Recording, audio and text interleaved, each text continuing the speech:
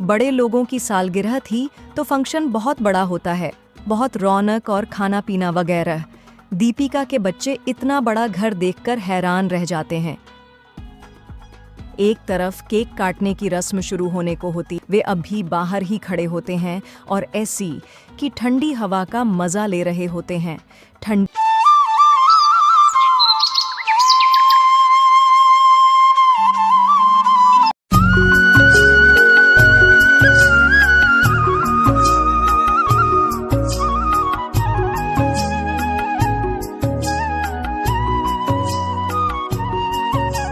Coat Shakir नाम के एक छोटे से गांव में एक मियां बीवी रहते थे, जिनका नाम धीरेज और दीपिक था।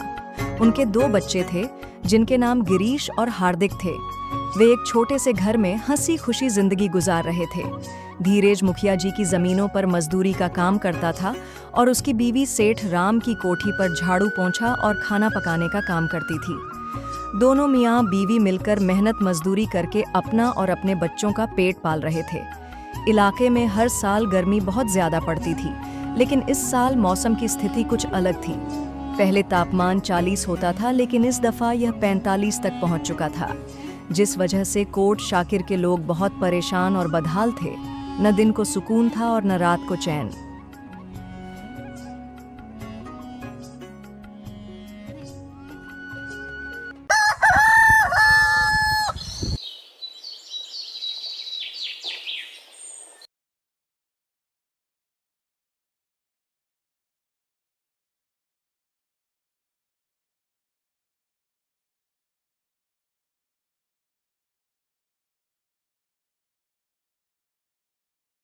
ऐसे भर जाते हैं जैसे बारिश में नहाए हों, और इस हालत में तो कोई काम करने को भी दिल नहीं करता। पता नहीं इस दफा गर्मी का मौसम कैसे गुजरेगा, लेकिन काम तो करना पड़ेगा पेट की खातिर। चलो भाई, अब चलता हूं, वरना मुखिया जी नाराज होंगे। खुद से सारी बातें करके धीरेज अपने काम पर चला जाता है। दीपिका बच्चों को स्कूल छोड़कर अपने काम पर चली जाती थी। उस कोठी में उसके मालिक 2 मियां बीवी राधा, विराट और उनके बच्चे आशा और सनी रहते थे।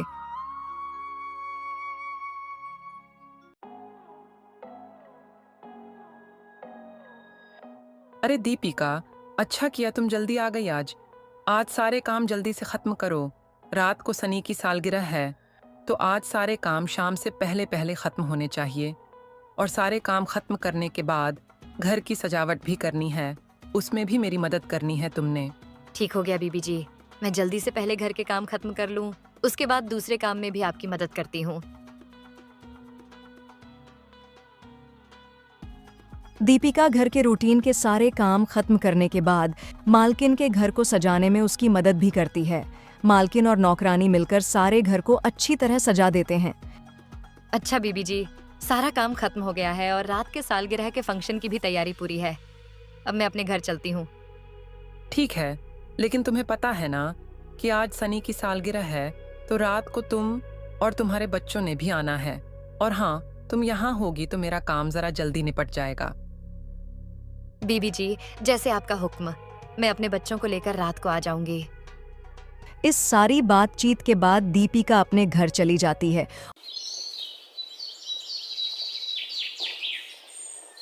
और रात को अपने दोनों बच्चों की तैयारी करके सालगिरह के फंक्शन में आ जाती है। बड़े लोगों की सालगिरह थी तो फंक्शन बहुत बड़ा होता है, बहुत रौनक और खाना पीना वगैरह। दीपिका के बच्चे इतना बड़ा घर देखकर हैरान रह जाते हैं।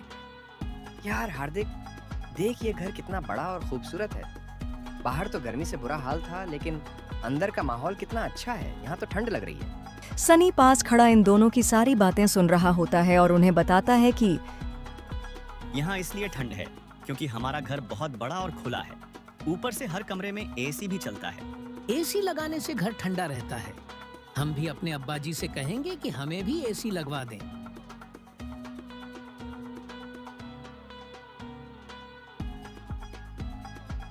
चलो सब बच्चे आ जाओ, केक काटते हैं, पहले ही बहुत देरी हो गई है।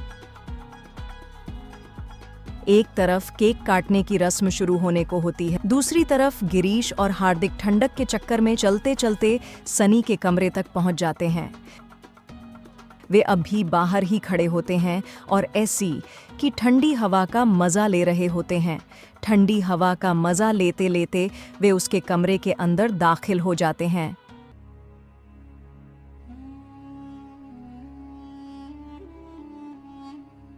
भाई देख, कमरा कितना आरामदायक और ठंडा है। और यह देखो भाई, बिस्तर कितना नरम है, बिल्कुल रेशम से भी ज्यादा नरम और मुलायम। इसी के साथ वे बिस्तर पर बैठ जाते हैं और ठंडी एसी की हवा का मज़ा लेने लगते हैं। ऐसे ही आधा घंटा गुजर जाता है और रात का समय भी काफ़ी हो चुका होता है, तो दोनों को नींद आ जाती है और कब वे सो जाते हैं उन्हें याद ही नहीं रहता। थोड़ी देर के बाद सनी की बहन कमरे में आ जाती है और जब वह दोनों को बिस्तर पर सोया हुआ देखती है तो आपे से बाहर हो जाती है। इनकी इतनी जुर्रत, ये दोनों यहाँ क्या कर रहे हैं? माँ जरा इधर आना। तुम ये देखो, ये कैसे आराम से मजे में हमारे बिस्तर पर लेटे हुए हैं। ओए बच्चों, यहाँ क्या कर रहे हो? तुरंत यहाँ से बाहर निकल जाओ। राधा के शोर से दोनों बच्चे जाग जाते हैं और साथ ही दीपिका भी भागती हुई उसी तरफ पहुंच जाती है।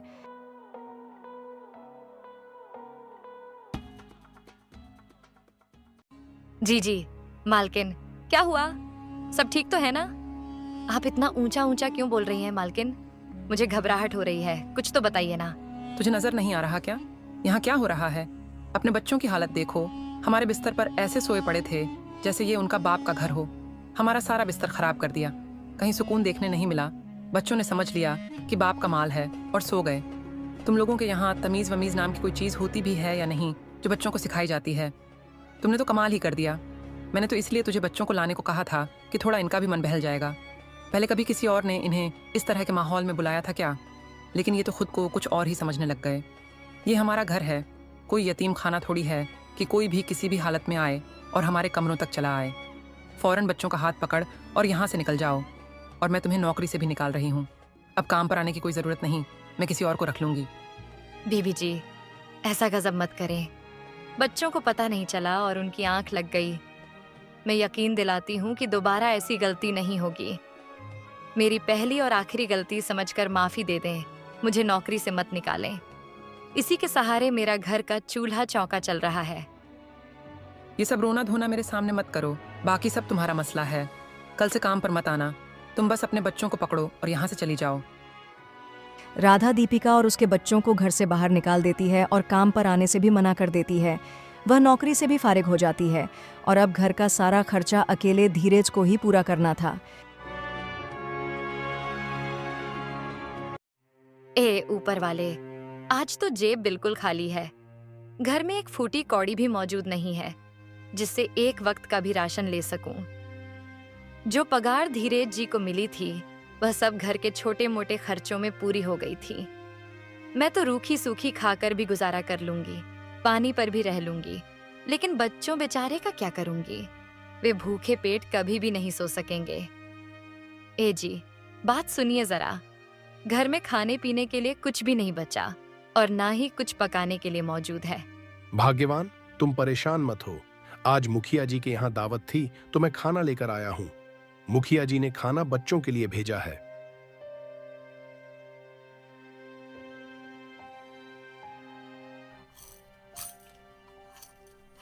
रात को सब सैर होकर खाना खाते हैं और सो जाते हैं।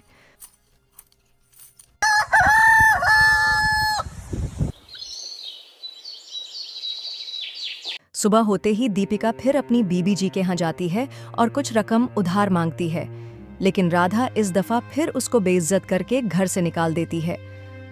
वह रूसवा होकर वापस घर जा रही होती है कि उसे रास्ते में एक इश्तिहार दिखाई देता है जिसमें एक जलेबी बनाने वाले कारीगर की जरूरत होती है और नीचे दिए गए पते पर संपर्क करने को कहा जाता है। जलेबी बनानी तो मुझे आती है। अगर यह काम मिल जाता है तो घर का चूल्हा चौका अच्छा चल निकलेगा। ये सब सोचकर दीपिका उस दिए गए पते पर पहुंच जाती है। भैया, मैंने आपका इश्तिहार देखा था। आपको किसी जलेबी बनाने वाले की जरूरत है। जी, हमें जरूरत है, लेकिन एक अच्छे कारीगर की। तुम जलेबी बना लोगी क्या? तुम्हें जलेबी बनानी आती है क्या? जी, मैं हर तरह की जलेबियां बना सकती हूँ, जैसे कि लच्छेदार जलेबी, गराटू जलेबी, सुर्ख जलेबी और इसके साथ कई और तरह की जलेबियां भी बना लेती हूँ। तो आ जाओ फिर। आज से ही तुम्हारा पहला दिन है काम पर। दीपिका काम पर लग जाती है। आज पहले दिन उससे दुकानदार सिर्फ वेटर वाला काम लेता है। शाम तक उसकी सारी जलेबियां बिक जाती हैं। आज तो सारा माल खत्म हो गया। कल से तुमने खुद जलेबियां तैयार करनी है। जी, आप परेशान ना हो। कल से मैं ही बनाऊंगी और आप देखना कि इससे मजेदार जलेबियां पूरे इलाके में नहीं होंगी। तो यह लो, आज की दिहाड़ी तुम्हारे 500 रुपए। दीपिका पैसे लेकर सबसे पहले राशन वाली दुकान पर जाती है और खाने पीने का कुछ सामान खरीदकर घर आ जाती है।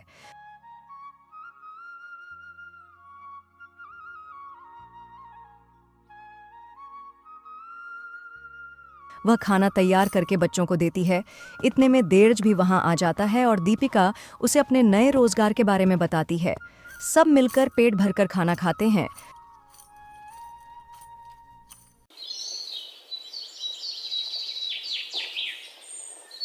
अगले ही दिन दीपिका बच्चों को स्कूल छोड़कर सीधा अपने नए काम पर पहुंच जाती है। आज वह बाकायदा अपना काम शुरू कर देती है। उसकी बनाई हुई जलेबियां लोग बहुत पसंद करते हैं और साथ में उसकी तारीफ के बिना रह भी नहीं सकते। लोगों को आज की बनी जलेबियां बहुत पसंद आती हैं। किशन भैया, क्या बात है, मजा आ गया। आपकी जलेबियों का तो जवाब नहीं। इससे मजेदार जलेबियां आज तक नहीं खाई मैंने। आज आपने इसमें क्या मिलाया है भाई, जो ये इतनी मजेदार बनी है? मुझे आधा किलो और दे दो तुम। इस तरह किशन की जलेबियों की तारीफ दूर दूर तक पहुंच जाती है और वह सब ग्राहकों की तारीफ सुनकर दीपिका को बताता है कि आज तो हमारी जलेबियां बहुत जल्दी खत्म हो गई हैं और कल से हमें थोड़ी ज्यादा जलेबियां बनानी पड़ेंगी। हमारी जलेबियों की सेल भी बढ़ गई है।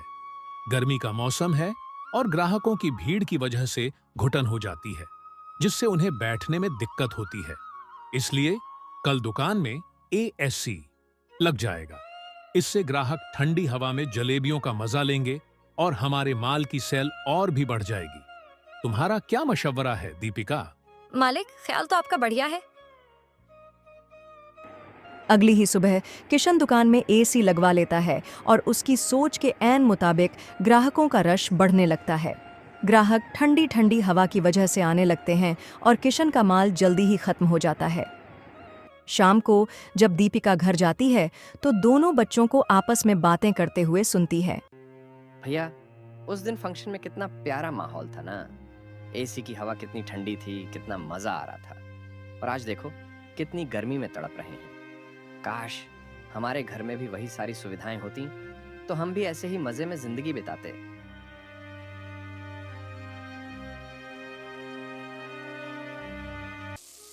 अब काम अच्छा था और दीपिका के हालात ठीक होते जा रहे थे।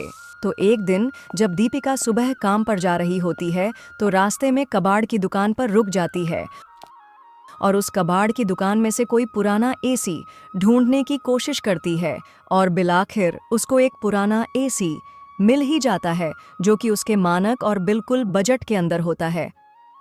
भाई, इस AC की हालत कैसी है? कैसा चलता है? जी, ये बिल्कुल ठीक चलता है।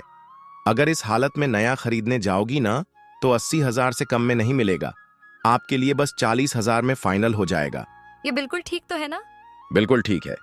1 साल से पहले कोई भी मसला निकल आए तो मैं जिम्मेदार हूँ। 6 महीने तक इसकी सारी सर्विस वगैरह मुफ्त में है। चलो ठीक है, लेकिन पैसे कुछ उचित करें। मैं तो बस 30,000 ही दे सकूंगी। अच्छा ठीक है, तुम तो जिद ही कर गई हो, वहीं दे दो। और ये बताओ, लगाना कहाँ है? अपना पता दे जाओ, हमारा बंदा आकर लगा देगा जहां आप कहेंगी। दीपिका उस आदमी और AC को लेकर घर आ जाती है। बंदा AC चालू कर देता है, जिससे सारा घर ठंडा और कूल हो जाता है। बच्चे भी गर्मी में ठंडी हवा का मजा लेना शुरू कर देते हैं। देखो भैया, कितना अच्छा लग रहा है। पूरे घर का माहौल कितना अच्छा हो गया है। इतनी गर्मी में तो लगता है जैसे सर्दी का मौसम आ गया हो। छोटे से घर में AC के लगने से जैसे बाहर आ गई हो। शाम को दीपक भी घर आ जाता है। आखिर तुमने हिम्मत करके बच्चों की इच्छा पूरी कर ही दी। हमारे बच्चे ही हमारे लिए सब कुछ है। उनकी इच्छाएं पूरी नहीं करेंगे तो किसकी करेंगे? AC लग जाने से बच्चे बहुत खुश थे और दीपिका की आमदनी भी अच्छी हो रही थी। दीपिका की तैयार की हुई जलेबियों से किशन की दुकान पर ग्राहकों का रश बढ़ता ही गया और साथ में दीपिका की पगार भी। थोड़े दिनों के बाद दीपक भी मुखिया जी के यहाँ से काम छोड़ देता है और दीपिका के साथ किशन की दुकान पर ही काम करने लगता है। अब दोनों की तनख्वाह मिल जाती है और इससे उनका घर का खर्च काफी अच्छा चल जाता है। बच्चे सारी गर्मियां एसी की ठंडी हवा में गुजारते हैं और उनकी जिंदगी और भी आसान होती चली जाती है।